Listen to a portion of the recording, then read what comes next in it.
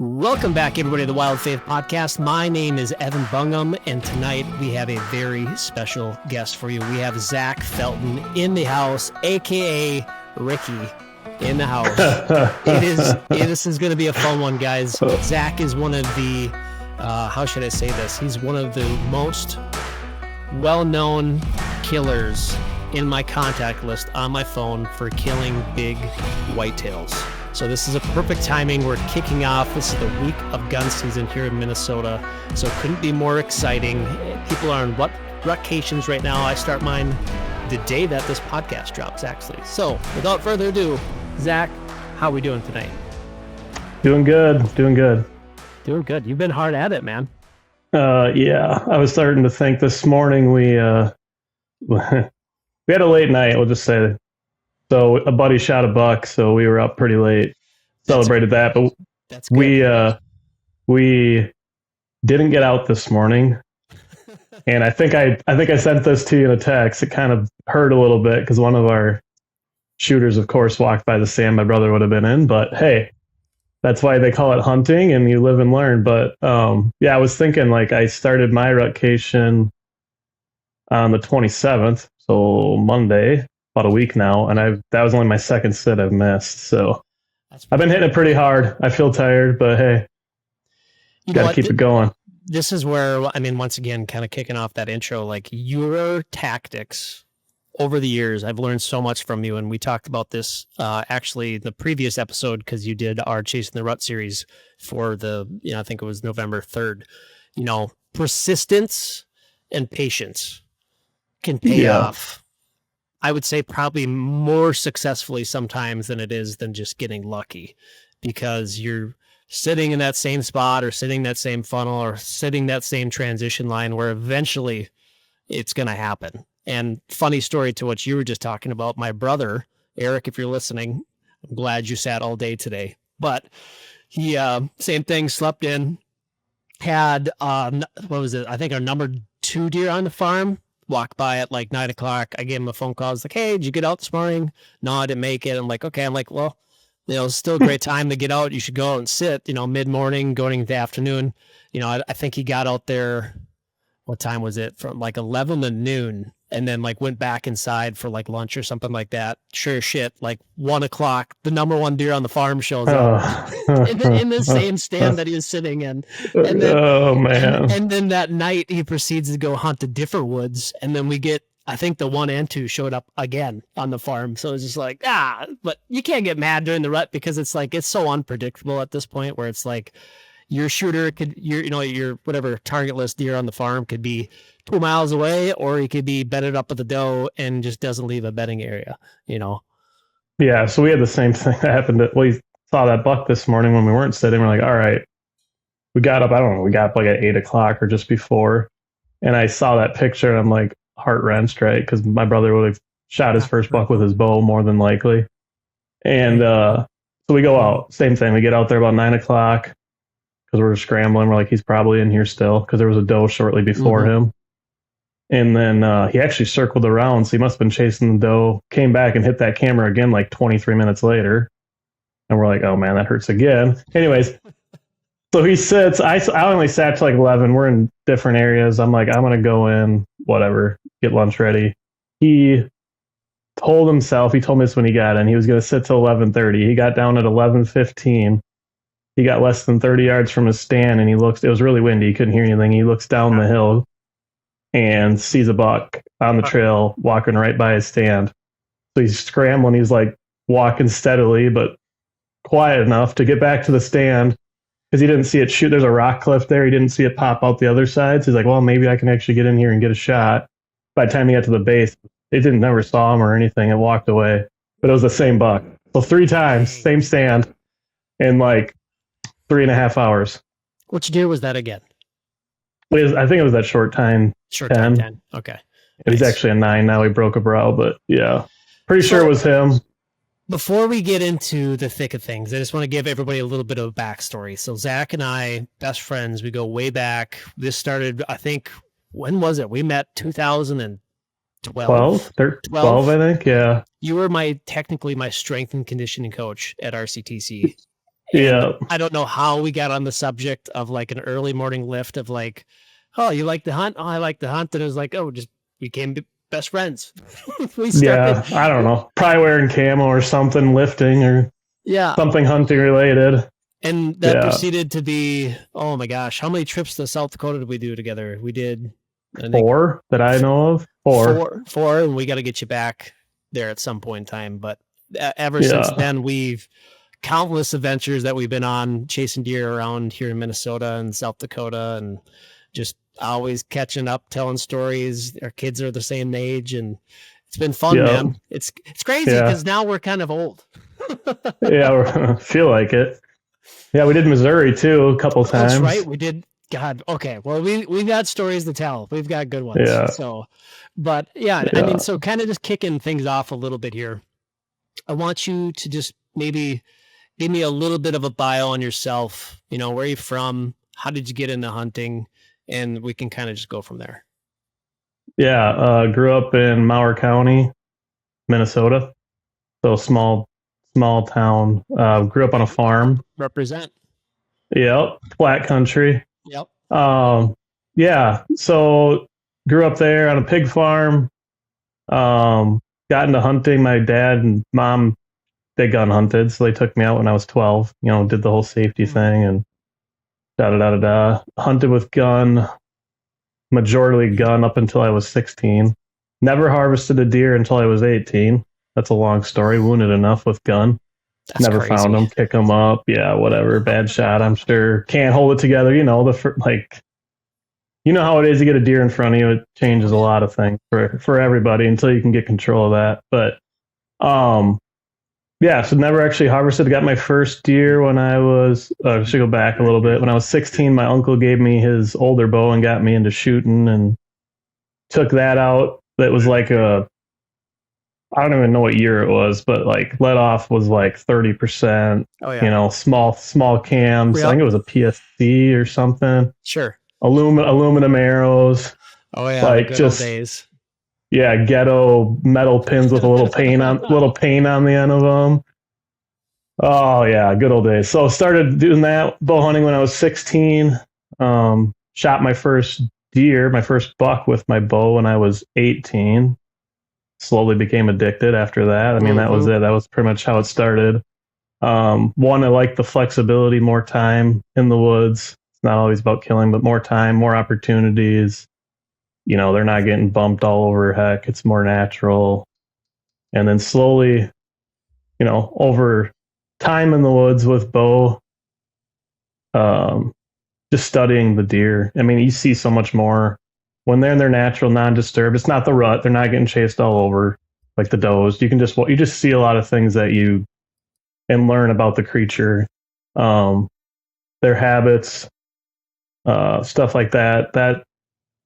That became a thing for me, I guess. So, which goes into patterning deer and blah, blah, blah, blah, blah. But yeah, so got hooked there and been bow hunting since. I do a gun still. I mean, still usually just shooting does or trophy bucks, but, or trying to anyways. You still have a pedigree for, I mean, now that you live where you do live, I mean, was it 2 years ago now? You almost tripled in Minnesota. Almost tripled. Tripled. And we'll get because we got the CWD thing. So yeah, that was wild. That was a wild year. But I mean, like we've had countless adventures from Missouri to South Dakota to Minnesota to chasing turkeys in Minnesota. We did Wisconsin too. I forgot about Wisconsin. Oh my gosh, that was a rodeo. That was wild. That was wild, dude. That was probably my first taste of like real public land hunting, of like hunting people.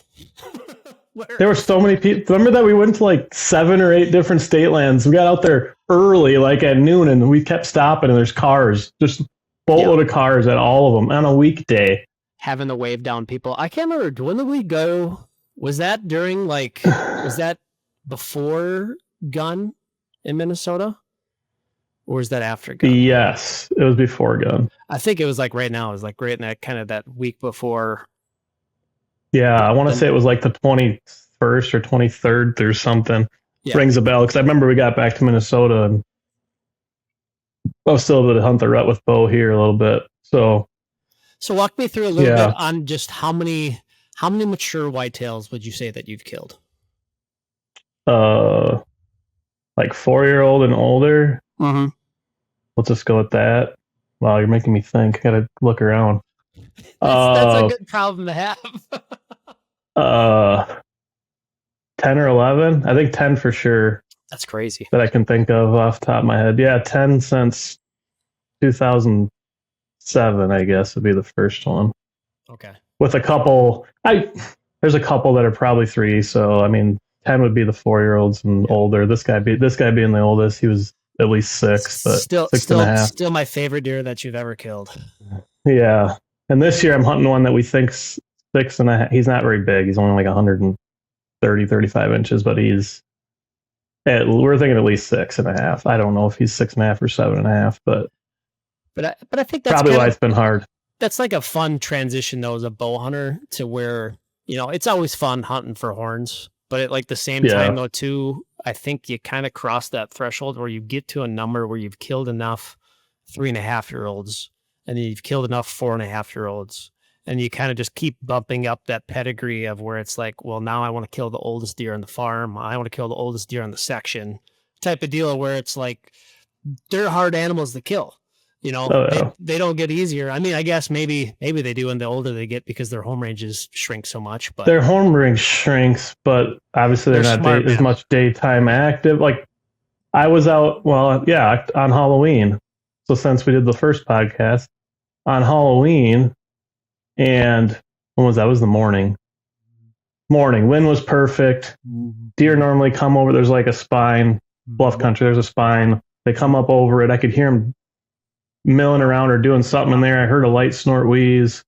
I'm like, ooh, this is going to get interesting. Probably a couple bucks going at it. No one fought, but I could hear. Couldn't see them. Mind you, they're like 60 yards away and I still can't see them because there's a bunch of downed trees over there.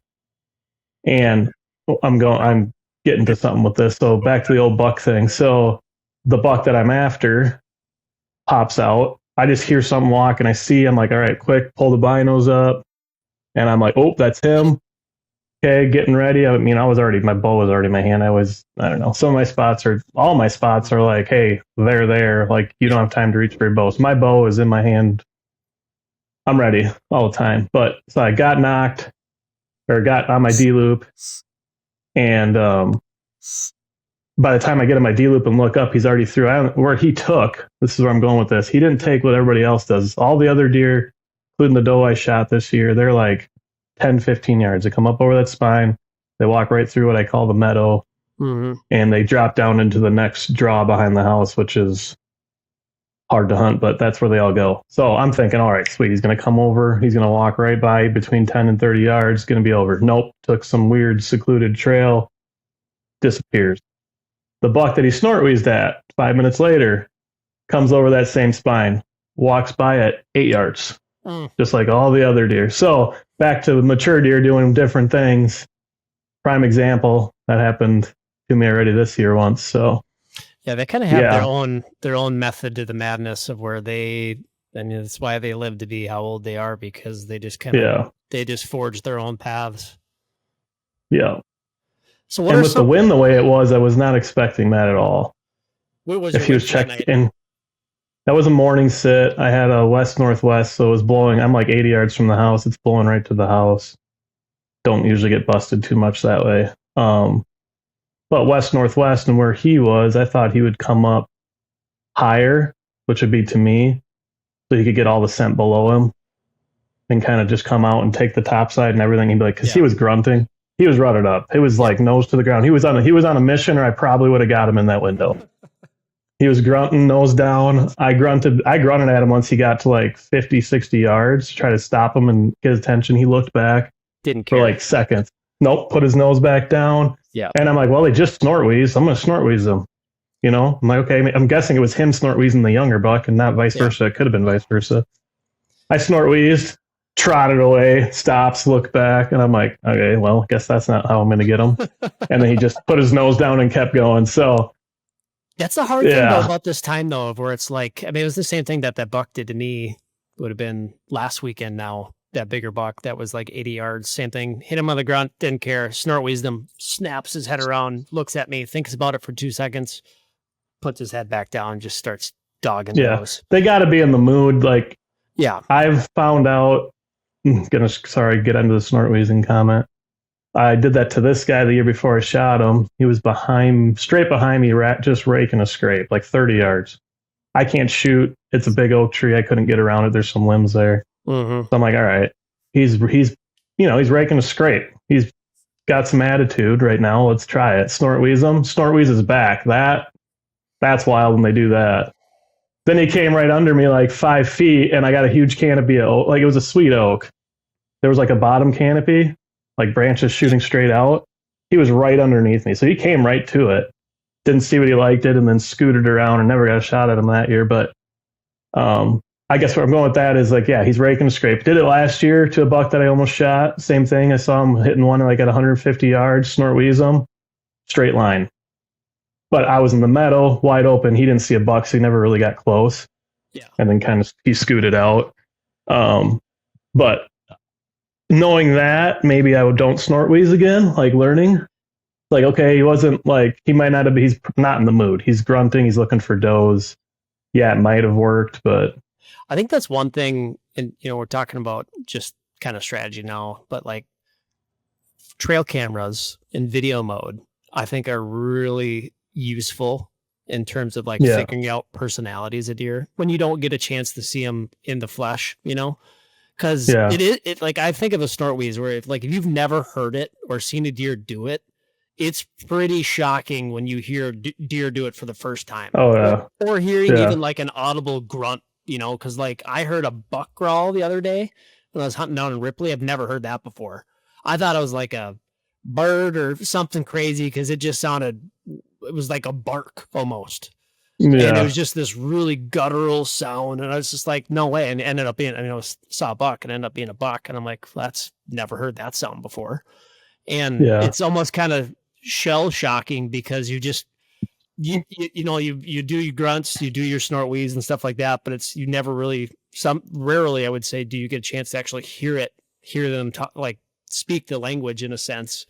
But it is interesting though, because every deer, the more and more that I've hunted now, I feel like every deer has such a unique personality. And to your point, like they got to be in the mood for it. Yeah, you got to be in the mood. You got to know, like, this is an older deer. I'd seen, so that buck last year that I snort wheezed at, he had, the year before, broke off one of his brow tines. Okay. The year that I snort wheezed him, and he was at pretty scrape active on a lot of my cameras. This is the one last year. Broke off both his brows. So I'm like, all right, this dude fights. So I put that in my brain cells. And this buck that I saw on Halloween morning this year, he's already broke a brow off. So I'm like, there's a chance he fights. But I also, and it's hard to consider it, but he's not the biggest buck around. Mm-hmm. I mean, there's like 2 or 3 that are bigger. One's about just as old. They're not as active on mine, but they're really close. They live in the same general area. So I know, he's not the dominant one. I'm starting to find out. Okay. Which is good to know for future if I see him again. Yeah, I mean, it has a lot to play with it too. I mean, like that pecking order is a big thing. Like I've always wondered like why certain areas are better for rattling than others. And and then just it's a mixture of just buck density to doe ratios and all that different type of stuff. Where it's like some deer are call receptive and some are a ghost, and they don't want to. They don't want to walk in front of cameras. They don't want any human altercation whatsoever. And some deer just flirt with fire. Yeah. So and I got another picture of another one. Like back to use the video. 20-something of October. I want to say the 23rd of a mature buck that we know of. Probably the only night I got pictures of them. But going back to you in the video mode and seeing their attitude, this one was just a picture, but these are a couple pictures that said 1,000 words. So little 6-pointer hitting the scrape. See a little 4-pointer in the background. Next picture, because I have it on double take. Mm-hmm. 15 seconds. So pretty much you can pace them all together. Next picture, 6-pointer looking over his shoulder, 4-pointer looking over his shoulder. Next picture, 6-pointer like getting out of there, 4-pointer running the other way, and in the background, this big buck got his head down, going right to the scrape, ears tucked back. And I'm like, okay, Drawstring. you are meanie. So yeah, that would be, if I see him, good chance he would maybe react better to a Snortways. Yeah. So out of all the bucks that you've killed, what would you say the majority, if like you had to pick like a week or a couple days, like what's that sweet spot that you've killed the majority of all your bucks on? Because I know you've killed them early and you've killed them late. Yeah. Sorry, I'm looking over there. There's 2 more over there. I got dates in my brain. So that one I shot on the 27th of October. Okay. That one would have been November 3rd, November 2nd. I got a couple outliers. I got a couple early ones. I got October 8th and October 4th. But that was more knowing the deer's pattern. Yeah. On those 2, like they were patternable. Yeah. And then what's the other ones? Yeah. So the 27th through like October 4th. Yeah. Hence why that's what you take off for your rotation every year.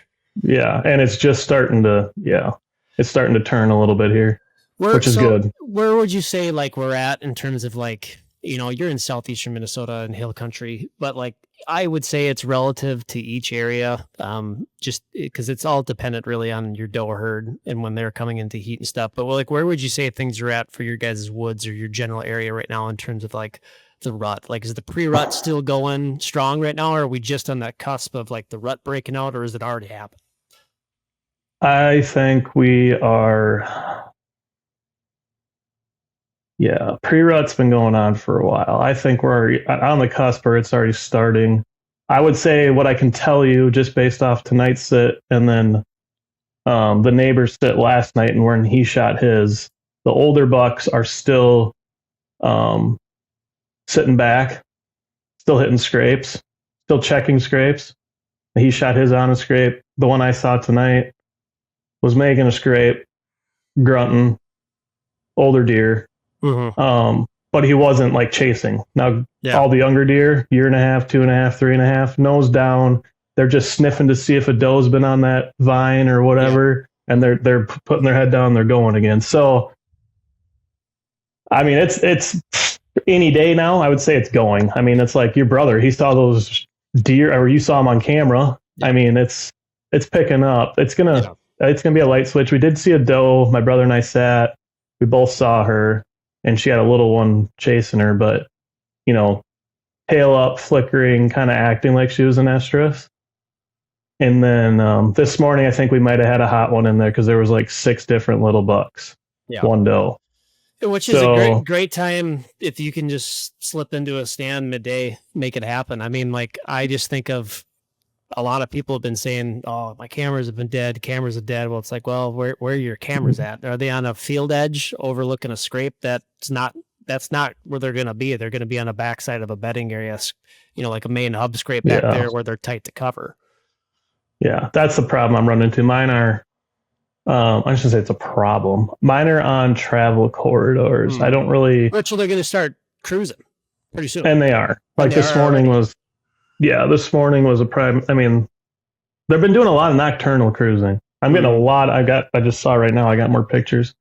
I could see it in the top corner of my phone. A lot of nocturnal pictures of bucks. Do have a full moon. I don't know. I don't play into the moon thing as much as weather, but yeah. So they're definitely. I would say the hard part with my property, and I know this, it's in my mind, the bedding's all, if there is bedding, and I know kind of where it's at, it's way in the bottom. Property's super steep. I don't have access down there yet. I don't have anything set up. I've gone down there a couple times. I've blown out 10 to 20 deer, and I haven't got that figured out. Again, young into the property, but so I'm not really hunting. I have one stand kind of tight to it on the top side, which at night can be great. It can be good. Like last year, that place was money. That stand was money. Different deer herd. I had like 4 mature deer on my property pretty often. This year, completely different story. Well, you Mainly guys because had a couple of they're dead. yeah, So dead, and you guys had that big windstorm that came through. yeah, that just changed a lot. I mean, Yeah. that came through end of July. We cleaned up the yard.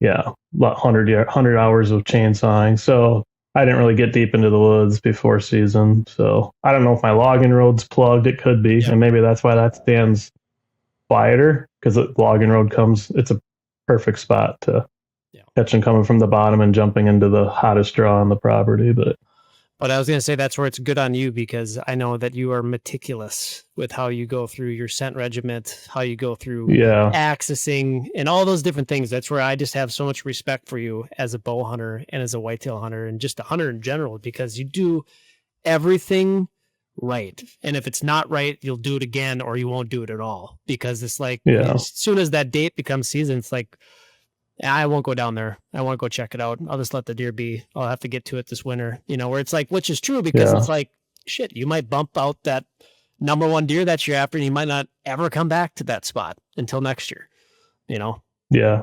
If he makes it. Or doesn't find a better spot. So yeah,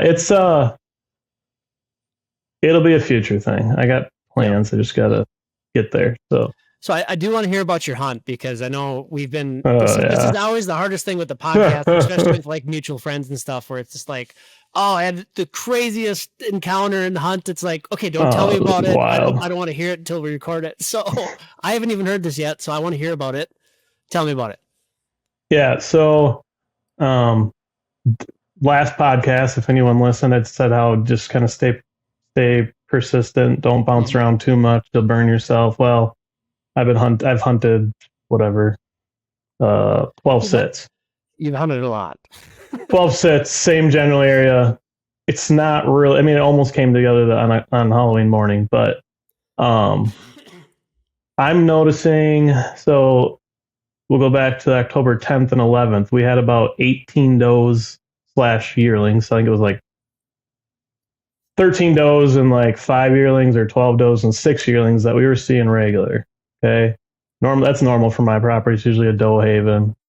Beans got picked, corn came out, deer disappeared, does disappeared.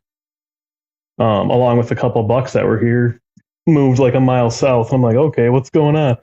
So anyways, does, I'm not seeing many does. I'm seeing maybe max of 3 adult does, couple fawns. And I'm like, all right, well, I'm seeing all the young bucks. They're chasing. I'm like, okay, I don't want, like we were just talking, where are we? Are we, are the big bucks chasing yet? Well, I'm like, okay, they gotta be. Like, if they've been bumping does since the 17th down here. So I'm like, I'm going to move, try to find some does. Well, I sat this spot last night and I saw 4 does, 2 yearlings, and then a 4-pointer.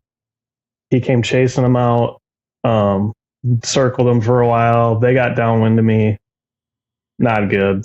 They ran away. I'm like, crap. Mm-hmm. Okay, so that was pretty early on. So I just kept sitting, never saw anything else. Go back to that spot tonight with a little better wind. And evening sets. Mornings have been a little busy here, so I'm just like, all right, I'll just sit here in the morning, see if I can line up. It's kind of when I've been seeing that short time 10 or that 9 now. But so I go to this spot. So it's I'm on top. I got to park up on a farm road.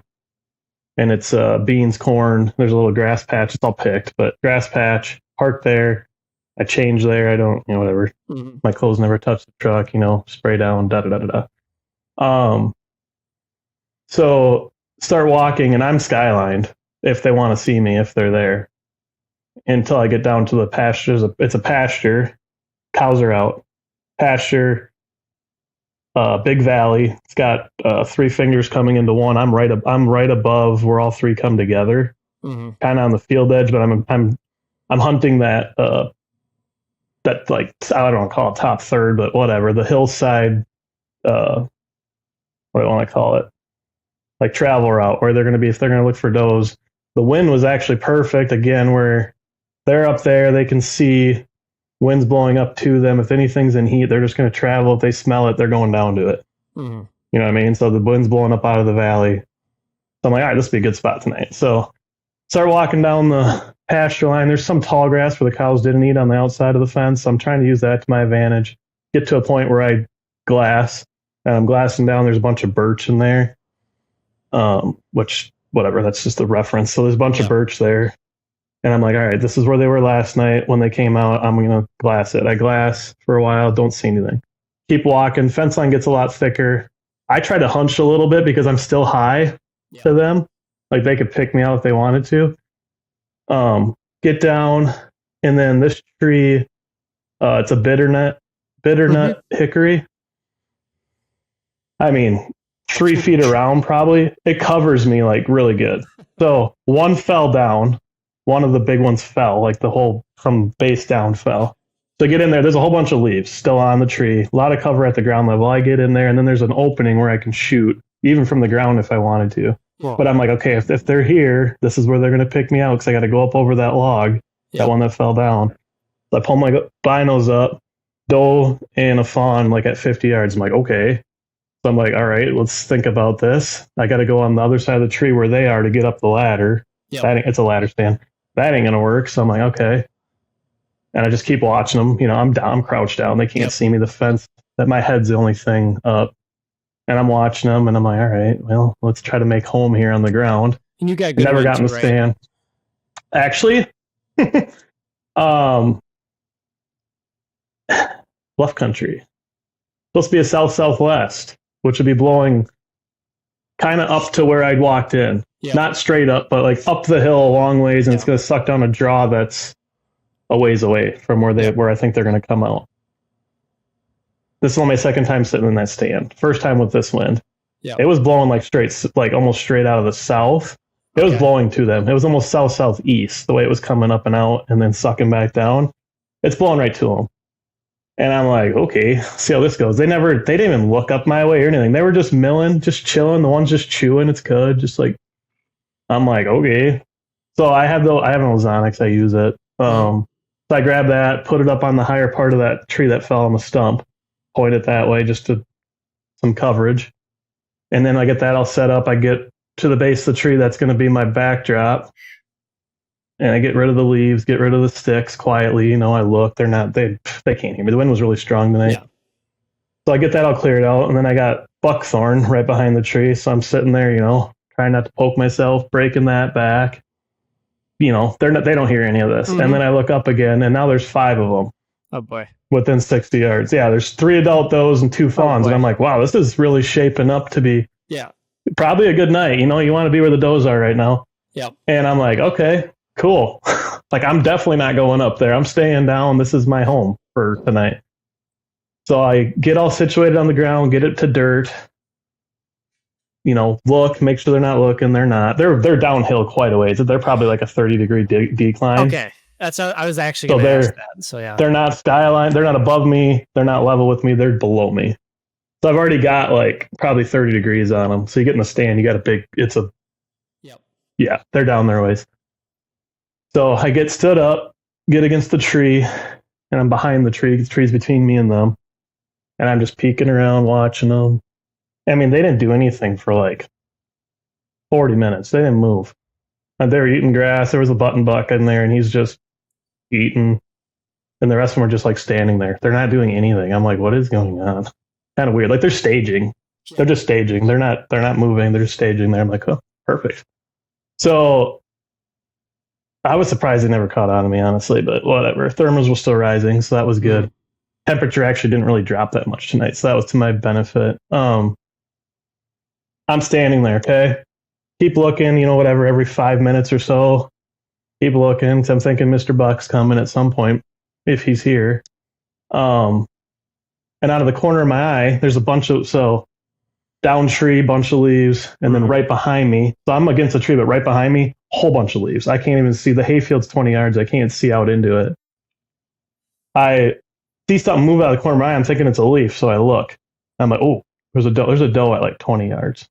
Snuck up on me, windy as heck again. So sneaks up on behind me over my right shoulder, like in the hayfield coming. I'm like, okay, I'm gonna pay attention to this, right? So I'm like here. Mind you, she's like further over in my peripheral, over here on the right. She comes in, she takes the trail that I walked in on, which is pretty much under this canopy of leaves. She walks up. She's 10 feet from me on the ground. She's seriously 10 feet. And I'm like, well, this is interesting. Like, don't move. Don't blink. She sits there. She's eating at 10 feet. And I'm like, listen, I've not had this happen on the ground. If you're in the stands, a different thing. Did you have one of those hex suits on? No, but the wind was perfect for her, right? Because the wind was blowing completely away from her. And so she's on this trail for, I'm going to say 5 to 10 minutes, but at 10 feet, eating. And she's like looking at the base of the tree. Something must have stuck out to her. Again, 10 feet. So it's like, I can't believe you're not running right now. Yeah. And she looks at me, never gets antsy, keeps eating. And then she decides to turn and walk back out, start eating in the hayfield. And then she circles. So she must have been curious enough. She circles around that down limb to me that has all the leaves. Yeah. So now I'm like, crap. So I'm like, I can't turn my feet because I've only got like 2 small little foot spots. So I'm like trying to turn my back and I'm watching her and I get to here. It's all the further I can turn. I'm not as flexible as I used to be. So she gets around that tree. She's at 12 feet. Oh my gosh. And she's coming around me. I'm like, the only way she can get my wind is if she literally circles around and she's like on the other side of the tree, which is the ladder. She's going to be at 4 feet. So, I mean, maybe I'll shoot her there. I'll just pull back when I'm not trying to shoot a doe right now, but she's going to booger this up if she gets there. She never does. She gets over here. She's over here for about a half hour, maybe 35 minutes at like 12 feet. Jeez. Like literally right over me. And I'm like, I'm just not going to move. Not going to move. Then she feeds her way back out into the hayfield about a half hour later. And she starts walking away. So she's about 30 yards behind all these leaves. She can't see me. She's not looking. She's looking away. I'm like, all right, I'm going to check on what's going on over here with these. Well, now there's 6 deer. There's 4 does and 2 yearlings. Back over here, all within 50 to 60 yards. Still in the same area. They're not doing it. They're not moving. And then I'm watching. Go, okay, this deer is probably the one I should pay attention to. She's the one that's going to bust me if anybody, because she's above me now, too. The hayfield goes up. So she's above me in line. And I'm like, all right, I'm just going to watch her. And I'm watching her. And all of a sudden, I don't know how much time had passed. It might have been 10, 15 minutes. I hear some grunts, and I'm like, and it's over here with the other 6. And I'm like, okay. So now I'm like, I watch her. I'm like, she's not looking. I'm going to turn my head. And I look back, and we have pictures of this deer. Actually, a guy shot him really high on October 11th. Okay. And we didn't have blood. It's the one that, one of my buddies down here shot. Probably 140-ish. We call him a 9-pointer. He's barely a 9. He's got like he's pretty much 140-inch 8, but he's just maybe 16 inches wide, but tall. To be 140, you're pretty tall. So I look over, and here he is just raking a branch. He's in between all the does, just raking a branch, going crazy, just, and I'm like, okay. So I'm like, all right, well, how far are these does? Because one of them, once he got close to her, she kind of worked her way up the hill. In my shooting lane. And I'm like, okay, how far is she? 55 yards. I'm like, well, that's kind of a poke, but if he knows nothing's going on, I'm probably going to take that shot. Yeah. And then the button buck kind of goes with mom up the hill and walks through there at 52 yards. I'm like, okay. He turns and he thinks for a while. Then he goes back, sits a scrape again, turns, comes, he gets in that window. I'm like, all right. Did you shoot him at that point or no? Not the scrape. There was a birch tree there, but then he turned. He's broadside now, and he stopped. And I'm like, and he's looking up at those does. I'm like, all right, 55 yards. I don't know, 55, 56, somewhere in there. And I'm like, I'm gonna do it. So I look over. The doe's like right behind the tree. She's closer now. She's like at 20 yards, but she's not looking. Yeah, she's not looking at me.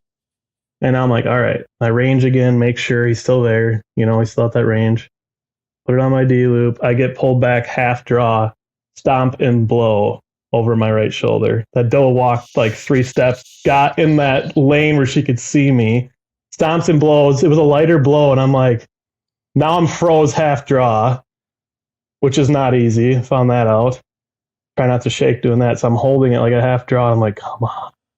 And then she, trots away, gets a ways away, and I'm like, okay, this might work. He's not too, he's still kind of looking my way, but he didn't turn his body at all. And I'm like, all right, let's just let him calm down. He looks away. I let off. She blows again. He turns and faces up towards me. And I'm like, no. So he's looking up at me now, and I'm like, yeah, that's a nice deer. He turned. He didn't run or anything. He turned. He actually went back and hit the scrape again. Really? And I'm like, okay, let's just see how this plans out, because the other does didn't run. Like, it wasn't. You'll get those does that, like, obviously most blows it's like stomping. It's like a screaming blow. She was quieter, which helped, and maybe that was some of the wind, but the sound was blowing to them. Yeah. Anyways, he hits the scrape. All those deer are still there. He hits the scrape. He acts like he's going to come back into that window. He's behind a birch, and I'm like, all right, let's get ready. And then all of a sudden he turns, walks away. And I'm like, okay. He didn't run. He didn't, he just walked away, came back to where he came from, and I'm out of here. And I'm like, that one stings. So I keep standing on the ground, and this doe's gone. And I'm like, all right, now we're getting down to probably like the last, I don't know, 25 minutes, half hour probably. I didn't even look, but those does were not going to get any closer. I wasn't looking to target them. He had left. I'm like, I'll just keep watching. Maybe another buck. There's a couple other bucks up there that I would shoot, but it's starting to get later and later. And then I'm like, all right, I'm just going to face the hayfield. She blew and ran away. Odds of seeing a deer pretty slim. Well, here comes another doe. From the way she came from, it wasn't her. She circled back in the woods. Mm-hmm. Another doe at 30 yards. I'm like, all right, let's just see what comes behind her. So yeah, it was wild. That's about the end of it. They all came. They kind of fed out to the egg fields. Yeah. I never busted them on the way out, which was great. They all fed up. Tomorrow morning. Yeah, that one's hard to access in the morning, I think, because they're all going to be in the fields potentially. Yeah. But tomorrow night, well, maybe. We'll see. Tomorrow night, it might be taking the Canaan wants to go out really bad. Little Fun. Man. So Fun. We might go to we have that shack back here on the wagon. We might sit on that. He's been telling Olivia he wants to go really bad, so they might come home for an evening sit. Nice. Yeah, I'm excited to get Nora out this week.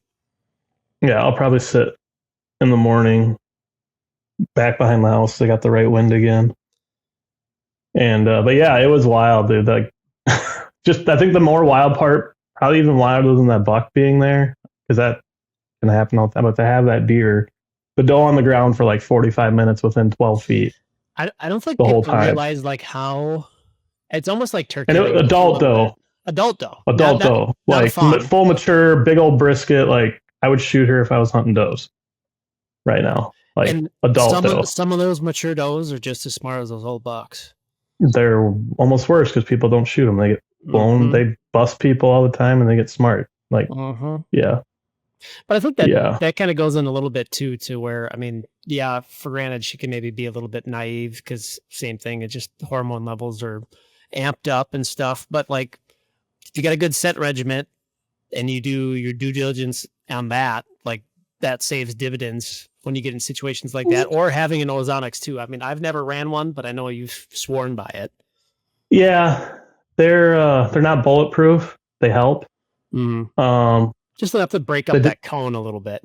They definitely help. I can't believe, and my boots must be clean. She didn't bust my boots because she walked right up. She's sniffing it, She's walking right where I walked. There's only one little trail there to get in. Yeah. Well, I think that part it helps too, like good. Having, as long as you're not rubbing a bunch of, sticks and brush and stuff, like, from knee on up, and you get rubber boots on. Yeah.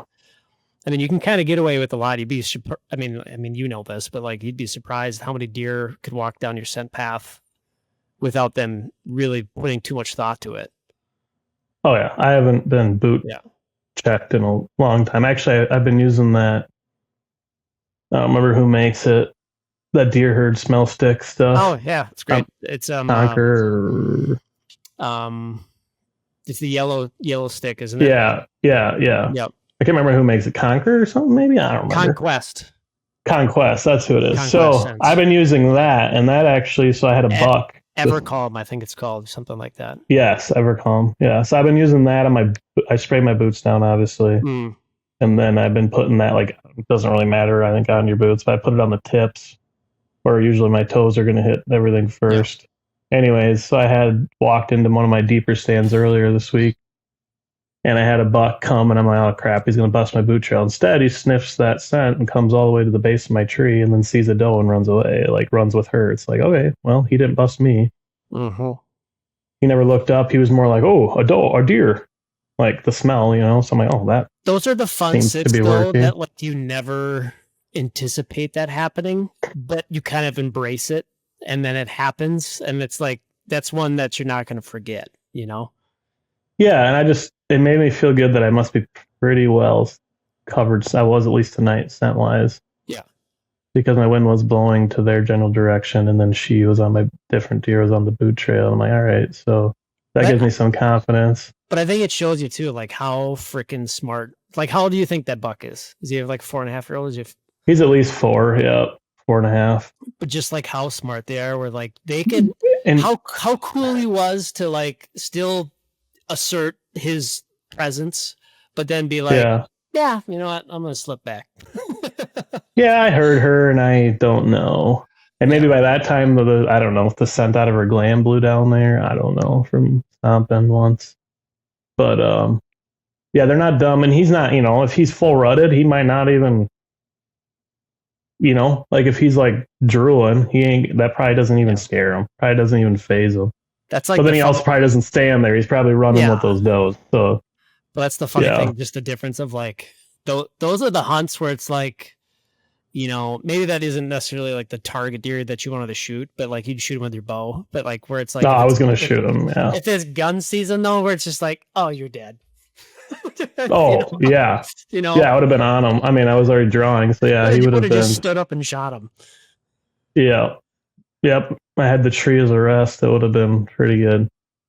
Yeah, but I was more, the doe being that close was cool. Not getting busted scent wise was great. Especially being on the ground because you're not really blowing over. I mean, I was above them again, most of them, but it wasn't that much more above. If I was in the stand, I'm even higher. My scent's blowing even higher above them. So that felt good. If you had to call your shot, because we're kind of all in the same bubble right now. You're like me where we're kind of a bow purist, but we're not afraid to put a gun in our hands. But it's like we have, at this point, when this podcast drops, we have 3 days before gun opener kicks off in Minnesota. So I mean, like, what is, if it's going to happen, where and what do you think is going to happen if you can make it happen on a buck with your bow? I'm going to go morning. Mm-hmm. Moon's changing again. People say the full moon will shift them more to nighttime movement. I don't know. Maybe it will. It hasn't shown that yet on the cameras. So, I'm going to say morning, and I'm going to say probably an hour after sun up. Okay. So like probably an hour into legal shooting light is my thought. Yeah. If you had to pick a buck, which one's it going to be? Which one do I think it's going to be? Yeah. Probably that short time. Short time. Yeah. He's a cool deer, he's been the most, he stayed.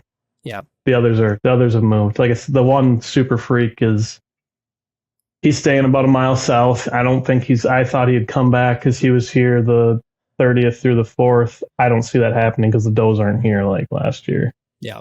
You never know. I could be calling you tomorrow saying I shot him, but that's the fun thing about the rut, man. You never know. You don't. There's also another deer that I haven't probably mentioned. I don't know if I think I sent him to you maybe earlier in the year. He was here. He's been here. He was here all last year. He lived behind the house, so we called him Homebody. Mm-hmm. He was Homebody, the Homebody 8. He was probably 110 inches last year, maybe only 100. I'm like, I didn't think I thought maybe he was only 2 last year, but the dude is a tank. Like big old sag in his belly like an old horse, and like just huge body wise. Rack 125 maybe. I think he's just a small 4-year-old. Yeah. I've gotten to the point where I'm probably gonna more of a call deer. Yep. Probably gonna shoot him if I see him too, because meat in the freezer, man. He didn't make a big jump either, like 20 inches. I mean that people say they could jump. They only make one big jump. It could be 5, could be 6, could be 7 years old, but I'm like, he's one of those. He's an 8. He's gonna stay an 8.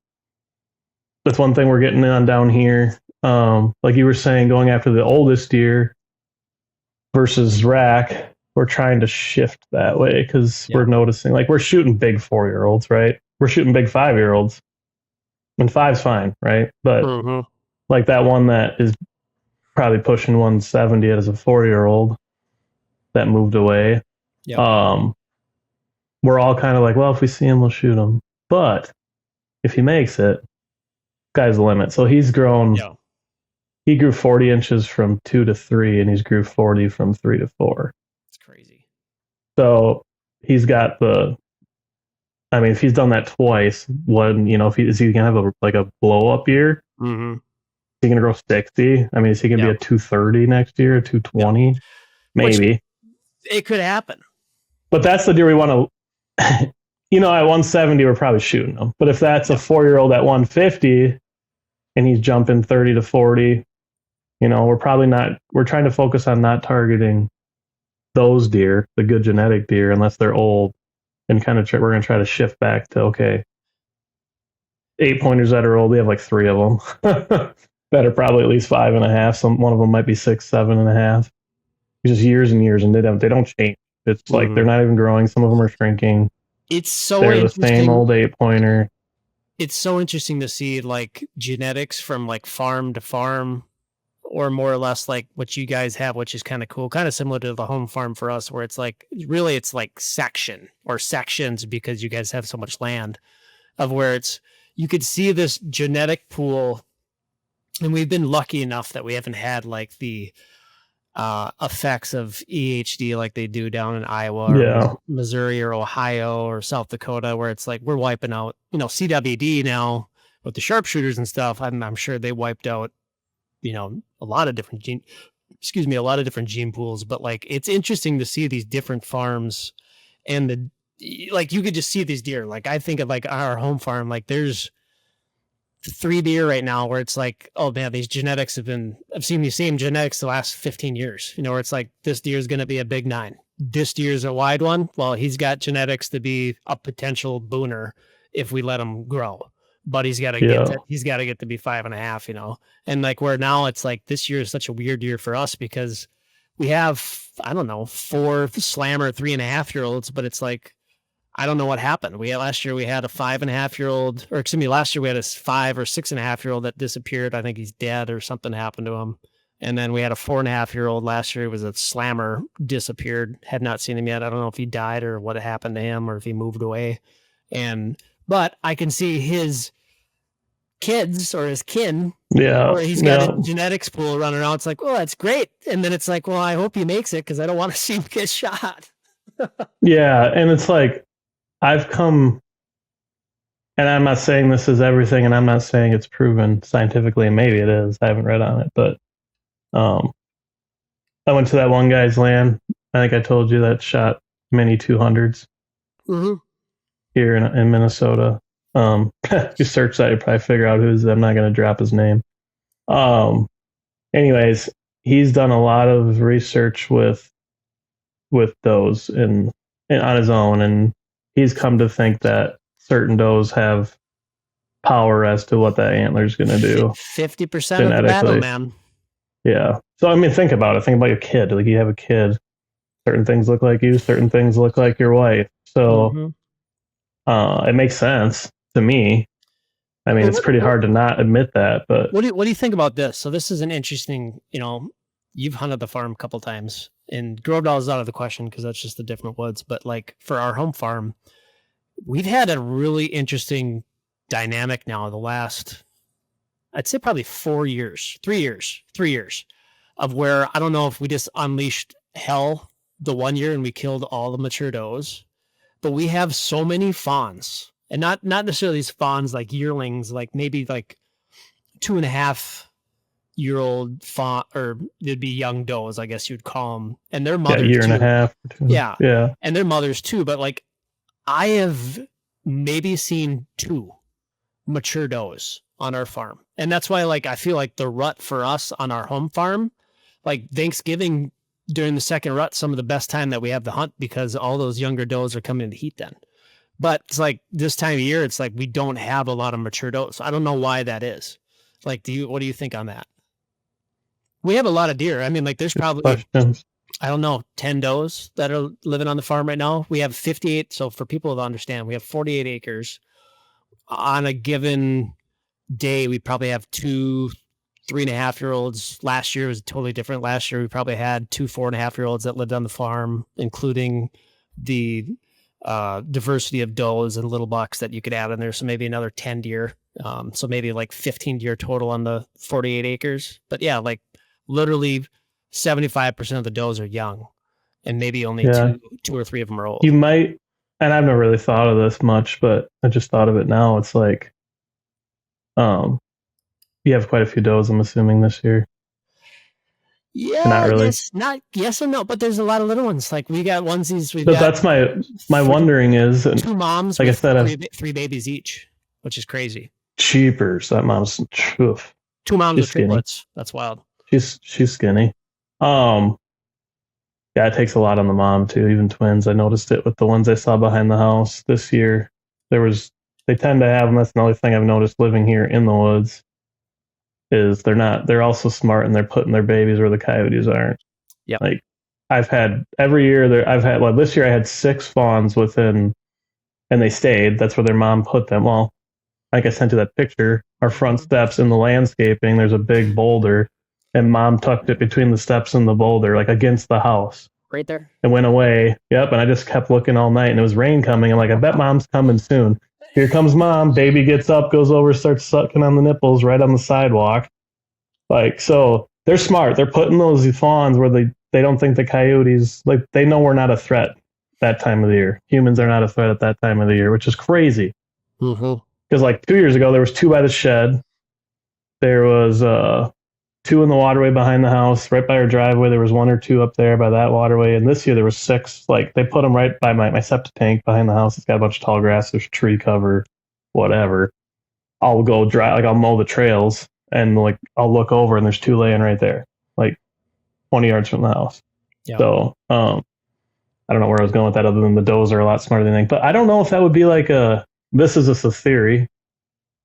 If you can hold a lot of does and they usually don't stress out about it, where bucks will get stressful if there's too many does. Mm-hmm. At least that's what people say. Like they want to be away. They don't want to be. Yeah. The young bucks will bed with them, but like the older ones, they want to be left alone and not high stress.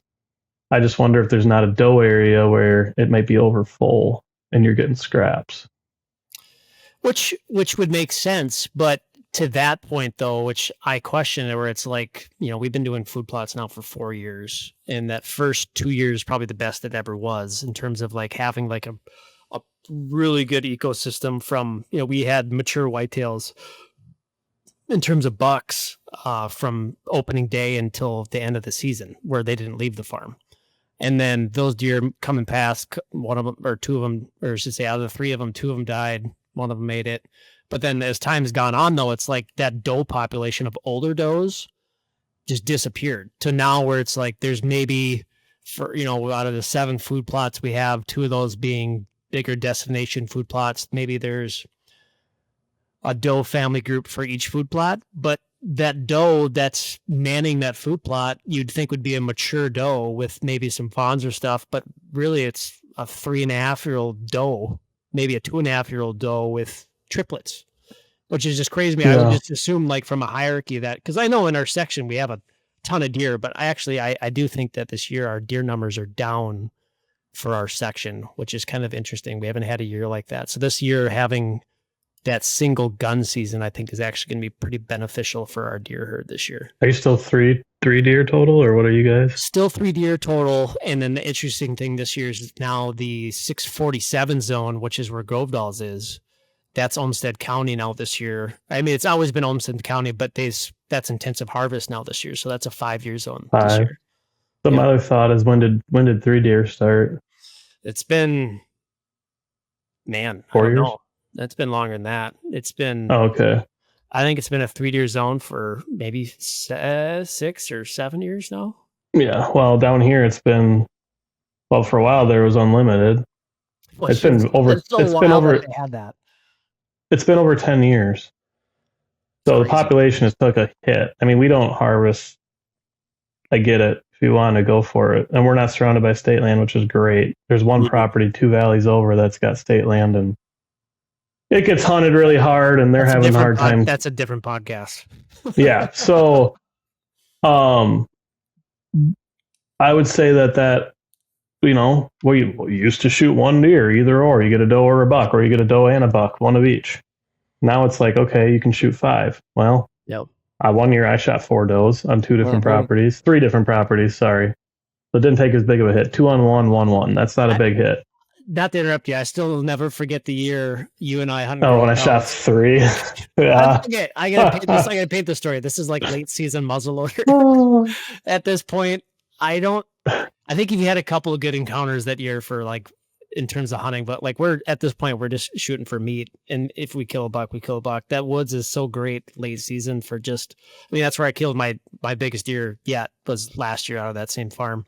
And sitting muzzleloader again. Yeah, I'm going through, looking through trail camera photos. I'm like, I'm in the perfect spot. And I'm like, I'm going to see a ton of deer tonight. And then Zach sitting this old, decrepit, like tripod stand, I think it was at the time. It's like 8 feet off the ground. It doesn't even exist anymore. And I'll say, this is like, it was probably like a solid hour before last light. I hear, go. Yeah. I'm like, oh, Jackson, I'm like, oh, shot a doe. I'm like, okay. All right. Was it doe first? Yeah. So actually, wouldn't have read your text because there was multiple does coming. I shot the big first one. Yep. And they ran up the power line. Yeah, in the CRP. And only, I think, 3 or 4 of them came out. So the one I shot dropped and she was dead right there. We found that out. But anyways, shot. And I'm like, oh, I'm going to reload quick, right? So I reload.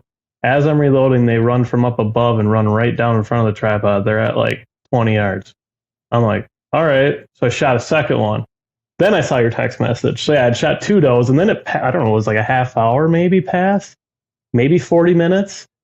And here comes this 10-pointer, and I'm like, okay, let's see what he does. He comes in front like at 30 yards, and I'm like, he gets close to where I shot that second one and smells it, and I'm like, okay. Yeah, shot that one. Didn't Eric shoot one that night too? Yeah, Eric shot one that we had 4 deer down. Just to top it off, and then all of a sudden I hear another shot. So as the woods, so you're up on the northeast side, Eric's on the far west side, and I'm on the far southeast side on the river. And then this is like last light now. And this is after I've heard you shoot 3 times, no communication. I hear another shot ring out. I'm just like, I didn't see a single deer that night. I'm like, what the hell is going on? And then come to find out, we all get together. This is like this is one of the worst, I should say not worst. This is one of the, I felt so bad because normally I'm the person to stay up till 3 a.m. cleaning deer and doing all the dirty work because I love doing that. But we get together. My dad comes on. I remember that phone call of the old man. I'm just like, Dad, we shot 4 deer. He's like, what? You guys shot 4? He's like, not angry, but he's just because like they would used to stress my dad out so much with all that's back when we had all the shepherds and stuff. So he'd just be like, well, I don't know when the hell you guys are going to clean these deer, Yeah. And I think I had to leave. Oh man. I think I had to leave early because I had to get back. Yeah, because your dad helped me get him to my place. Yeah. And then learning one on this one too. It was pretty cold. It was like, it was late season, but it got down to like 10 degrees. I didn't cape them because it was late. Oh boy. So I hung 3 deer from the same chain. That was impressive. On a rafter. I think I maybe tied 2 rafters together. I can't remember. I think it was 1. It held. Anyways, it was 10 degrees that night, and I didn't cape them. Were you living out at the farm at that point, or were you at the trailer house? Yeah, trailer. Trailer, yeah. Yeah, so in a wide open front shed. It didn't even have a sliding door on it. Anyway, no heat, no insulation, whatever. So they freeze, and I was going out the next day. I'm like, yeah, I'll just next day after work, I'll start caping them. Yeah, you couldn't. Yeah, you shoot a bullet at that thing, it's going to bounce off. So I tried cutting, and I'm like, this ain't going to work. So then my brother-in-law, who lived a mile away at the time, I'm like, hey, he had a heated shed. I'm like, can I put these deer in before work and like let them thaw and then come cut them up tonight? And dude, I cut up those 3 deer that night by myself. Took you a minute. Oh my gosh. And they were barely thawed enough. They still had like, like if you let it freeze a little, and try to cut it. Sometimes it's better. They were at that perfect temp. Yeah, they were at that perfect temp, so that helped. But caping them was still rough because they were still pretty cold. Yeah. But yeah, that was a learning curve. So won't do that again. That was fun. Just talking about other memories. I mean, like, dude, we have so many fun hunting memories. Like, that was a good one. Missouri, that was up there. Wisconsin was fun. That was kind of like just battling people. That was brutal. Yeah. You would have to go through and listen to all the podcasts because I think I've name dropped you probably, I don't know, 20 times when we've talked about South Dakota and just different stories that we've had out there. Oh my gosh. Yeah. Man, that one year, the first year they did where they actually allowed you to go September 1st for Velvet, the one and only, when you shot that one, I think in the background, if that's him. That one hurt. Like, you got him first day, didn't you? Second day. And then I had like 10 or 11 encounters within 40 yards. One was 7 yards and I got winded. I sat there on him waiting for him to get out of his bed. Behind a big cedar. All the vitals are behind the cedars. Head's over here. Butt's over here. And then I feel the wind. It's hitting me going uphill. Was it doing that? No, it was going downhill. So it's hitting me going down the hill and he's across. Like down a little bit. So it's not going to suck through there. And then all of a sudden I feel it hit this cheek and I'm like, oh crap. Right down the draw and gone. Right where that's at, that's actually where my biggest muley that I shot last year ever. He ended up bedding right there. We never found him, which is too bad. But my favorite South Dakota memory with you though is Wolf's told this story a couple times, is where you came to full draw on that one. He said, we're watching you. This is like which one? This is West River. This was the hunt that you lost your release on. And oh yeah. We're like watching. We're just like, just gotta be patient. You got all day, man. You got all day. This is like I think this is the first year, to be honest, that we ever. It was. Yeah. And you made crazy time getting to this deer. I mean, like we have, I don't know, 5 hours before the sun goes down. This one. Yeah. Going uphill to him. Yeah. I remember this. You're like I don't know, probably 60 yards at this point. And then you start closing the distance even more. And I just remember me and Wolf were like, man, you just got to slow down. Like, what's he doing?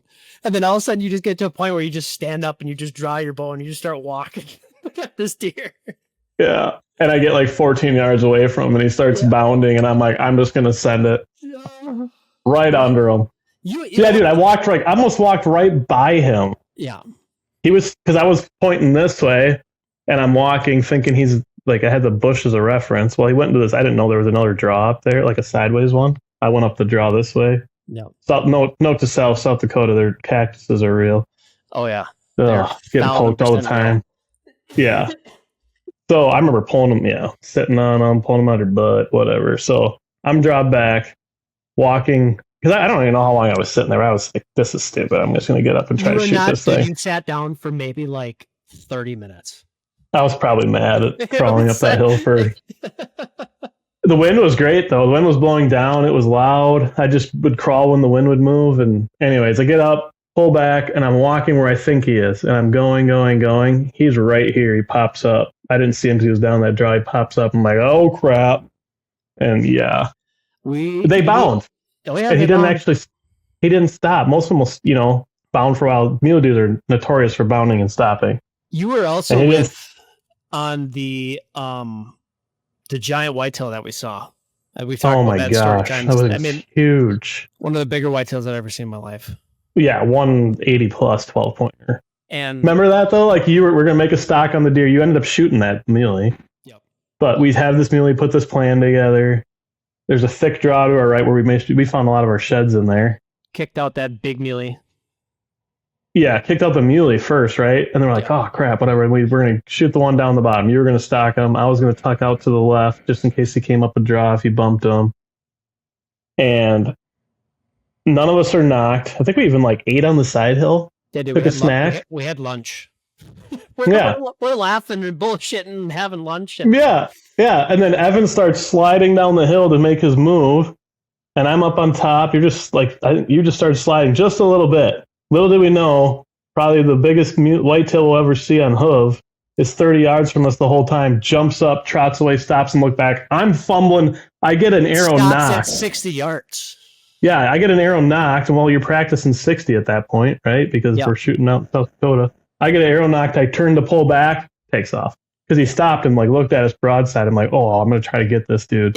It's one of those things like when you, I just can never, I think maybe that's what just kept me coming back to South Dakota every year. I mean, think about this. This is where we need to get you back. This is 11 years, the first year I am gone in 11 years, which is crazy. But like when you're not going, is that what you said? No, not this year. No. Yeah. Otherwise I'd actually probably I'd be gone this next weekend is usually when we'd go. But yeah, it's like when you think of South Dakota and you see like, Field and Stream magazine where you just see this giant matted mass kickers everywhere, 12-pointer. Yeah. That's what it was. And it was just like, yeah, it was just wild. Dude. At that point, that was the biggest whitetail, and it still is like in the wild, one of the biggest whitetails I've ever seen. Yeah. Insane. It is the biggest one I've seen on hoof. Yeah. I mean, I guess I did get to hold that hayfield buck, Steve Snow's buck down in Iowa. That was a 230 they found dead. That was pretty cool to hold in my hands. I didn't hold this dude's that I went to here down southeast, but yeah, he's got 236. When you bunch of 200. You could hold a 200 in your hand, like you realize like, oh, yeah. Like that's a big deer. Yeah, well, I just walk in and you're like, oh, okay, yep, haven't seen one of those. And I give credit to you because you're probably one of the most accurate people, I would say, in terms of like if I had to give a deer somebody the score, just like based on like looking at a deer and being realistic though, because I feel like to be a good scorer, and I was just talking with Sam Melton about this on his podcast. His uncle, he said it's probably one of his best. What's the word for it? Like confidant, like scorers, or where he's going to give you a realistic estimate. Like, because like when you look at skyscraper behind you, I'm like, my God, that's a giant deer, But in reality, he doesn't really score that much, But you look at him and be like, well, that's 140 inch deer. Well, it's like, well, he's 139 and 7/8, so he has 140. Is he? 139 and 7/8. I thought he scored less than that. He went one. No. I thought he did. Yeah, okay. Just under 140. That's crazy. But that's what was his mass measurements again? I don't remember, 6 or 6.5 at the base, and then like 5 or 5.5 or 6 the second one. Brow tines were the most impressive. They were like 11 inches, but was he bigger the year before? I don't know if he was bigger. He had double split brows. Yeah. Double split on the tips. Deep and splits. The diff curve. Yeah, they were 3-4 inches. Yeah. So back to your scoring thing, and I'm not bragging because you brought it up, but Brady's deer, the neighbor who shot it. Humble brag. It's okay. So he shot it. He shot it last night, right? We did the whole trailing thing, found it. He got lucky with the shot. He hit it in the leg. He thought he hit it low vitals, but ended up hitting it low leg. Hit an artery. We were able to walk within like 20 yards, and he had to put a finish shot on it, which was great. We found it. We bumped him. We put in our brain that, okay, it's either fatal, heart shot, because that's where he thought he hit him, low, or he's non-fatal. But then we saw how much blood was coming out. We're like, man, this might be a single lung. Yeah. Anyways, long story short, hit him leg, hit the artery. I mean, it hit it horizontal, so it severed the leg pretty much. But you got him. Got him. Okay, so back to that. We got him back to the shed. Everybody's looking at it. There's like 7 of us, and everybody's like throwing out their scores. And I'm like, okay, 152 is my guess. We score him up, type it all in the calculator. And I'm like, what did I say to Brady? Just to be a... Yeah. And he's like, 152. Yeah, he's 151 and a half. So I'm like, I was within a half inch, but yeah, no, I'm usually within 5 inches. So what was his inside spread? 18 3/4. Okay, God, I tell you what, I mean that's where pictures are so deceiving sometimes. Oh yeah, we made him look like a 180, pretty easy with the pictures. He looks like a 170. Yeah, with the pictures. Is he a 9? Yeah. Oh, he's a 10 point. Well, he's technically 11 scoreable. He had double split brows. He broke one off. Oh, okay. But the split brows was in. Yeah. So it's only an inch. So he's a 150 inch 10. Because that's where I want you to score my deer, because I think I did it wrong. I don't think he's as big as I thought he was. I haven't seen him in person, but I'll once I see him in person, I can probably tell you. Yeah. Pretty close. I mean, all I know is he's over 100 and probably 40 inches, but 100. Oh, that's gross. But does he have 10? He was, oh my God, let me think. Yeah. Because he had a split brow. Is he right behind you in your picture? No, I haven't got him yet. Oh. Shout out to Mounted Memories. I hope I get my deer back here soon. I it's like it burns a hole in me because it's just like I want to see it. And Anticipation. I've texted him a couple times and I don't hear back, and I'm just like, man, I just hope my deer's there. But I'm sure I know it is, but it's just like I know I won't be able to get it until probably like middle of December, unfortunately. But that's all right. That's okay. Hey, that's where it's like if I shoot, that's pretty soon. That's pretty soon. If I shoot 100 and even 30, 40 incher this year, unless it's like my biggest buck, I don't think this year. I think I'd probably just do a year amount this year. Yeah, the ones that I have in mind, the deer that I'm targeting -2, they're going to be Euros. Yeah. Now, if you shoot the big one, are you going to do a full body mount over top the balcony? And he's gonna full body mount, and he's gonna sleep on my side of the bed standing there. Every time I wake up. No, I'm kidding. No, it'd just be a shoulder mount. Who does have one? And Jeff Kreckling, if you're listening to this podcast, I will get you on the podcast. We also need to have Tyler back on the podcast here soon, but Jeff does have a one, and I don't know if it's 180. It's close. It's like a 175 and change Missouri. Or no, that's his second Iowa whitetail, full body jumping over the balcony. It's crazy. Isn't that crazy? Yeah. Insane. But he also, his house is also a mini Cabela's. I've seen that one. Yeah, it's awesome. That balcony, that whole, he's got a big open. I'd have to ask him what he's at for total amounts, but it's got to be well over, I don't know, 40. I think probably 30. Yeah, he's got different animals too in there. So yeah. Yeah, I know he's hunting down in Missouri now. Which was speaking of Missouri, that was a fun hunt for you and I. I mean, it didn't end the way we wanted to, but yeah, I snort whizzed one in. That was early.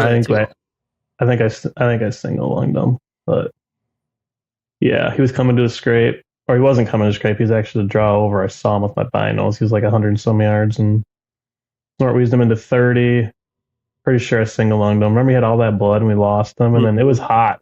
Like, this was like, if you want to call the lull, which another podcast, I don't believe in it. That was the hottest time on my property, was what they call the lull this year. I think it might be the lull for some people because the deer are moving, and they're leaving theirs and they're coming to someone else's. So anyways, that's a different story. But we were hunting what they would call the lull, like what was it, like the 12th through the 16th or 10th through the 14th, or it was I want to say it was earlier than that. I want to say it was like the 7th through the 14th. You might be right. I think you're right. Yeah.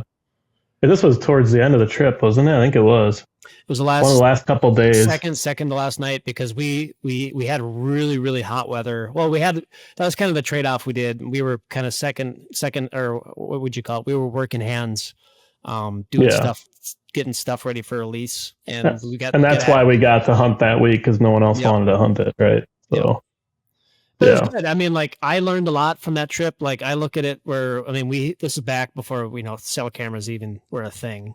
And we'd go check the camera down on the bottom every night. And that was crazy. Giants. Yeah. I mean, like 170-inch deers running on all over the place. We're like, oh my God, we're going to smack a giant this trip. And then we bumped that really big one trying to hang a set. Because, like, I don't think on that trip. Back on that point, yeah. I don't think I saw a buck. And let alone, I only saw a couple does that trip. Yeah. It was not. I shot a doe. You shot a doe. No, you shot. Did you shoot two? I might have. I don't know if I recovered both. We got cut off. I think you shot one and we lost one, and then we got cut off for shooting does. And I was like, I haven't even killed a deer yet. Yeah, that's right. And then it was like the next night or 2 nights later, I got that buck to come in. I don't even remember how big he was. Big, mountable. He's probably like 140 incher, I bet. 145. Yeah, and at that point, I'd only shot probably handful. Yeah, like 4 that were. Well, that one right here. Yeah. If I can point to it for people to know, since it's in my backdrop every time, I did not shoot that deer. That is a deadhead we found that was with your brother down in Missouri. Remember that? Oh yeah, we were looking to maybe lease land. Yeah. Yep. Yeah, that's right. I forgot about that. That was a crazy. I mean, it was so. That was yeah. That's the thing. Like, I think I brought it up before. I miss my draws, or I miss my like fingers. Yeah. Or whatever you want to call them, where it's like a bunch of webs coming into a point or whatever. Funnels. Like you can have natural funnels in big timber too. Yeah. Block timber, but I really don't have. I have one that's behind the house, but one thing about, and maybe I'll figure out how to hunt it one day, but with bluff country, everything sucks into that draw. Everything. Mm-hmm. So that's why the deck on the house is awesome for muzzleloader. Talking about that a little bit here, just because you can maybe help me out for my sit tomorrow morning. Tonight's going to be a late night. I got to edit 2 podcasts tonight. I got to get packed for my week for my Rutcation, and I'm going to hunt in the morning. But I'm debating of where I'm going to sit. If push comes to shove and gets to be too late, I'm probably just going to go hunt some local public that I've got some really good intel on and stuff. But otherwise, I might go to Ripley. And the cool thing about Ripley, for anybody listening, I feel for the people that miss the experience that they used to have when they had the big camaraderie get together. 2,000 plus people would camp out and they'd have that 2-day or 4-day or whatever weekend hunt that was. And now it's open season long. And the cool thing about Ripley, I mean, for people that don't know, it's the largest open public hunt in the country. It's 55,000 acres. I think huntable is maybe less than that. It's probably like 50,000, something like that. Like, think of that. It's crazy. We were talking before we hopped on it, like it's huge. But the cool thing about that particular property is that it has everything in the state of Minnesota that you could imagine. It's got kind of a little bit of farm country. It's got hill country. It's got swamp. It's got CRP meadows. It's got everything. And I mean, hence why it's probably deemed so valuable for being one of I think it's like the 3rd or 4th largest base in the United States for military purposes, is where it just has that ecosystem of environments.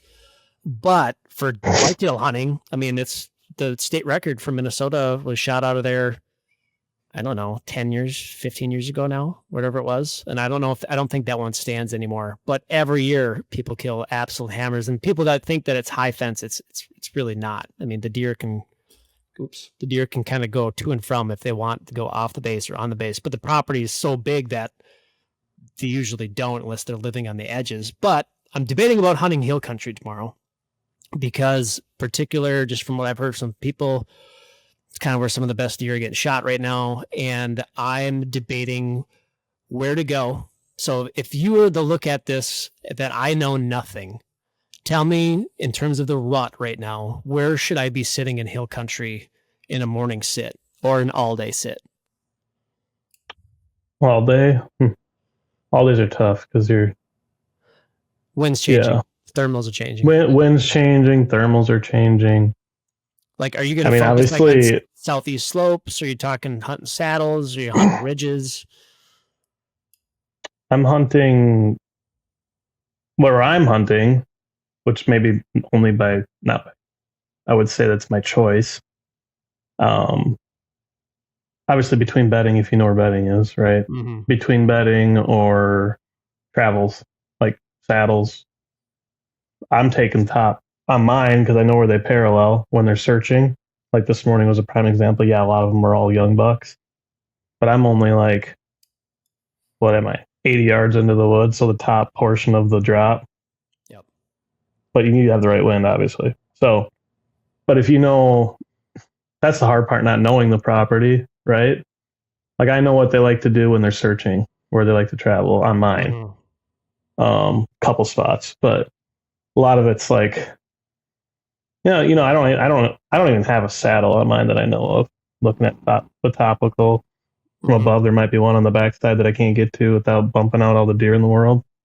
But there's a couple spots like where the logging road comes up. They're coming up this logging road with a west wind. This could happen tomorrow morning. I'm not going to hunt there, but they're coming up. West wind's blowing from the bottom up on mine. Right? Again, buck searching. Smell everything below him. And the hill over here is not very big. You can see up that hill, see if he's seeing anything. And then he comes up and he drops into the next bowl, and everything from below sucks up to him. I mean, that's my brain. Like tonight, that's why I went where I went. The wind was blowing, and if they were searching, it was supposed to be south-southwest. If they were searching, they're up top, paralleling everything.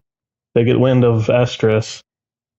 Go find it. So I'm hunting travel corridors right now mainly because I can't get close. Shouldn't say I can't. I can't cleanly and effectively as like I would like to get really close to where I think my bedding is. Also, I have bedding on both north and south end of mine that aren't mine. So I sometimes just tuck close to that, knowing that they're in there. But again, obviously wind.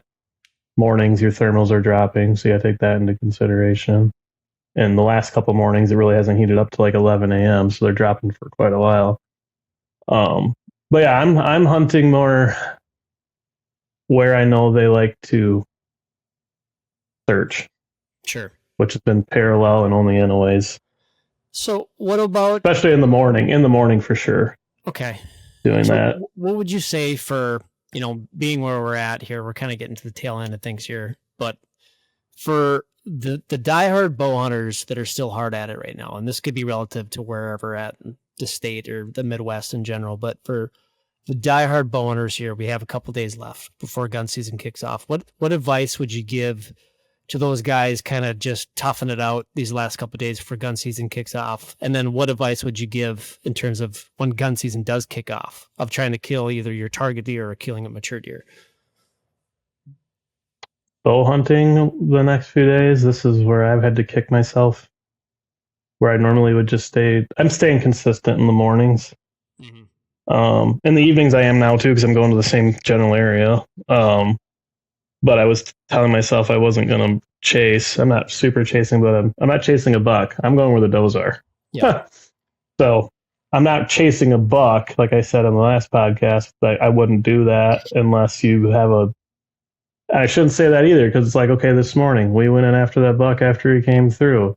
He hit the camera twice, and lo and behold, he came through a third time. So we're getting to that point where it's like, okay, he came in on a doe. Where is that doe likely to go? Where's she probably going to go try to bed if she gets to bed? So if you can think of that, okay, where is this doe probably going to go bed?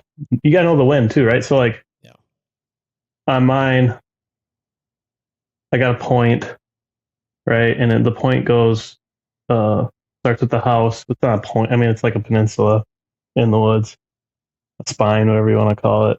It goes east to west. All right, so you got north facing, south facing. So wind is blowing, so it's running east to west. Wind is blowing. They want the wind to blow over their back, and they can see down the hill the other way. Right. So like if you're in the woods, okay, what's the wind? The wind's coming out of like this morning was out of the southwest. Like, all right, the wind's blowing. So here's east, here's west. Wind's blowing out of it was southwest barely, right? So they're going to be on this north, more than likely going to bed somewhere on this north side where that wind's blowing over their back. So like in the evening, like my heart, I wanted to go like right here. I have a stand. Yeah. But I got to be careful because you're climbing that thing and they're bedding right there. Yeah. So I got to be careful on that. But anyways, that they're going to want to be bedding on south wind. They're probably going to be bedding on that north side. So they got that wind over their back. Whatever. So what if you have a doe comes in, or you think your doe's like, where are my does bedding? If they are bedding and not getting chased all over heck. Okay, think of the wind, play that part into consideration. But I'm hunting where the does are. I'm gonna start moving. That's what I did tonight. Did it the last 2 nights. I have a few does that come through here in the morning recently. One actually had its tail up, kind of acting like she was. I could see it on camera, and then there was another one the other morning. I actually saw it when it walked by me, flickering the tail, acting goofy. She's Yeah. probably close to heat, if not in heat. And then this morning, the one that we got pictures, I just saw more pictures pop in. Funny. Yeah, I gotta look at those. I could see her tail up in the picture. She came through. Here comes a buck. And then the next couple hours, she's walking. I mean, I got a couple different pictures of her, and then all these bucks are just trying to find her on camera. So you see that, watch for that hot doe. I would say mornings. Mornings are hot still. I like the fact that I would say if you see one doe in there and it's getting chased, I'd be sitting a while. Yeah. Because that's going to bring a party this time of the year, buck party. And that's what happened. That's been happening the last 2 mornings. So what about like when gun season kicks off and the pressure starts to add up in terms of like just hunting pressure? Like, are you moving tighter to those bedding areas where that thick cover is and just hanging tight? I was going to do that last year. I'm probably actually going to do it this year. Go down to the bottom. Yep. For those of you that don't know, it's about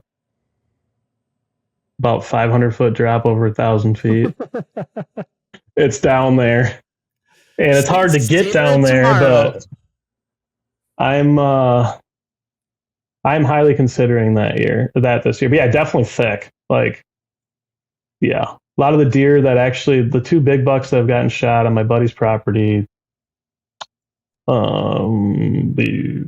say 0.6 miles from here, they have gotten kicked out by gun hunters that come from the bottom, which is fine. They can't get from the top. It's too thick. They come from the bottom. They kick them out. This dude sits in the same general area. Said buck comes over hill. Said buck takes bullet. So if you know your neighbors have thick cover, and if you have any idea of where the deer normally come running out in the morning when they come in, because some of these people, and I'm not trying to pick on these people, but like they need to approach their access better. So take that as a warning sign to yourself, trying to approach your access good, because you could be the guy pushing it to somebody else. But yeah, I would say thick cover. They're going to go there. They're going to hide somewhere. They ain't hiding in the open timber. So yeah, definitely with guns. I mean, I'm not trying to pick on gun hunters. I obviously still gun hunt because I've had too many opportunities where I've tried to bow hunt during gun hunting and the deer are running. And that is brutal. Oh, here's a big buck. He ain't going to stop. Yep. And, so I've resorted back to gun recently. That's probably been the last 5 years, actually, when I think about it. Before I just was like, no, not doing it. I'd muzzle loader, but I've gotten less stubborn and more like, okay, I've missed enough opportunities not putting a gun in my hand. The hard thing too is where it's like that, and you're a working man just like me, where it's like now too, you add in, it's like we got kids and stuff. It's like you only get so many chances to actually make it happen. Yeah. And it's like you've been in the same boat with me, but I will say you've been highly more successful than I have. And my brother's kind of going through these woes right now too, of where it's like, I give him credit. He's passed on a lot of deer. And then like, even like now, he's only killed 1 3.5-year-old with his bow. And he's like, I just want to pass on all these deer. And I'm like, well, if that's what your heart tells you to do, then great. That makes you happy. But I'm going to tell you right now, it's like, if there isn't a 4.5 or a 5.5-year-old around to shoot, and you get a 3.5-year-old that comes by you, even if he's a bigger deer than what you shot in the year before, I'm like, that might be the best deer you're going to see all year. And you might only get 1 or 2 cracks at that. And like, unless we get a year where we do have a couple multiple 4.5, 5.5-year-olds running around, which just seems like this year isn't the year, where he was questioning himself. He's like, man, if I should have shoot a deer like that. I'm like, if you only killed 1 deer that's a 3.5-year-old and you're passing on all these 3.5-year-olds and you do that for the next 7 years, you only got 1 deer to show for it. It's like, you might as well get really good at killing 3.5-year-olds. And then you could, or you could just wait. Because if you here's my theory, right? Hear me out. Either way. If you shoot, yeah, you can. If you shoot him, he's dead. That's my theory. If I shoot him, he's dead. He ain't got a chance to get bigger. And I get it. You're in different. I've been in your flat country hunting, and they don't make it as easy to the next year. Because they don't have as many places to hide. But yeah, it's tough. Like, that would be tough. But if you just want to shoot something, I mean, I even told my brother, I'm like, dude, I don't really. There's like one up and comer that's on my property that I'd be like, don't shoot him. But you want meat? Like, people might give me shit for this, but like, shoot that spike, shoot that little 6-pointer. Yeah, I'd rather have you shoot them than the guy that's coming up in the next year or two. Yeah. Like, it sounds stupid, but like, I'd rather pass the 3.5-year-old and just shoot that guy for me, or shoot a doe. But if you have a lot of does right now, mine disappeared. So that's why I was like, dude, if you want to shoot one, he wants meat. I'm like, I'm not judging you. Yep. Shoot him. So it's tough. I'm not being cocky, but if I shoot him, he's dead, or at least wounded, probably gonna die. Yeah. So, but then it's a battle, because then if you start shooting 3.5-year-olds, like I said, they're not making it. You're not gonna have a 4.5 or 5.5. Mm-hmm. So it's tough. If he's wounded or something, it's a different story. But yeah, it's not about killing either. That's the hard part. I'm struggling with it right now myself. But I'm not out there to kill, but you're trying to put yourself in those situations where you're successful, you know? Yeah. That's the whole point. Yeah. Yeah. It's crazy, man. We're there. This is the fun part. Yeah. And I want to tell you this right now, Southeast Minnesota gun hunters, you're getting lucky again. Those big bucks are going to be dumb. Come opener. They're going to be dumb come opener, because they're starting to drop now, and they're going to, it's going to be. I get jealous of Luke, because now that he moved to Wisconsin, it's like, man, you guys just get like the best of everything, because gun season starts late. You get the bow hunt like literally until Thanksgiving, and then gun season kicks off, and it's like deer, I feel like, get a better chance. But also I feel like there's more gun hunters in Wisconsin than there is in Minnesota. So yeah, they still and have it's rifle too, ain't it? Yeah. Well, yeah, but it's gonna be rifle. It's gonna be rifle next year in Minnesota. Yeah, let's not talk about that right now. That's a separate podcast.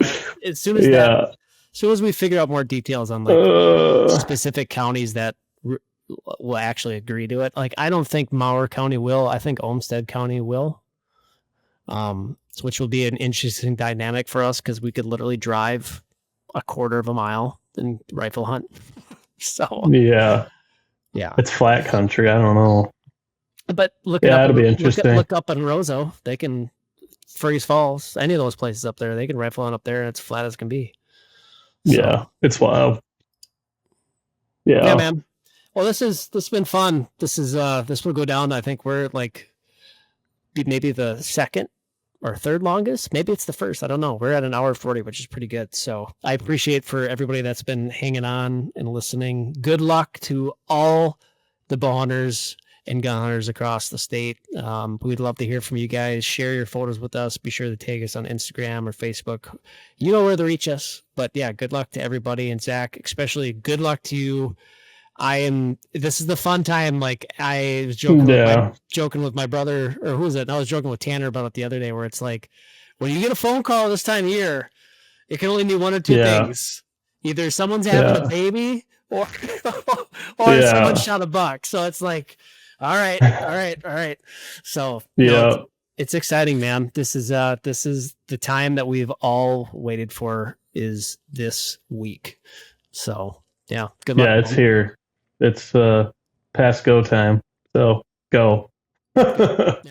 Yeah, it's been a battle. I mean, it's like, I'll leave this for people. I think out of my 12 sits, I've been skunked, as in seen 0 deer, mostly evenings. I'm not seeing them. I want to say 5 nights.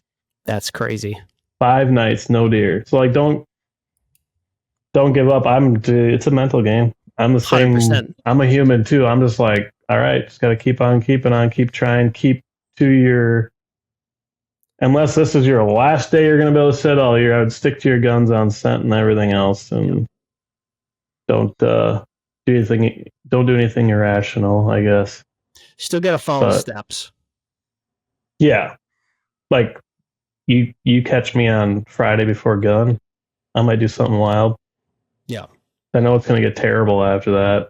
Yeah. I mean, it gets rough. It's only downhill from after Sunday. Yeah. Much. Yeah. Even Saturday like night, the deer are like, "Oh shit!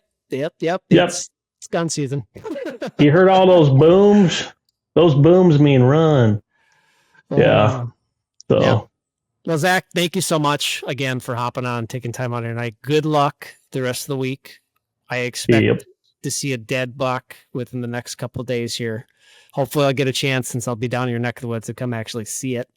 But yeah, man, this is exciting. So thanks so much again, and thanks everybody for listening, and we'll catch you next time. Thank you for joining us on this journey through faith in the great outdoors. We hope today's episode has inspired you to seek God's presence in the wilderness and deepen your connection with nature. If you enjoyed today's discussion, don't forget to like, follow, and subscribe to the Wild Faith Podcast on your favorite platforms, including Spotify, Apple Podcast, YouTube, Instagram, and Facebook. By subscribing, you'll never miss an episode, and you'll continue to be a part of the Wild Faith Podcast community.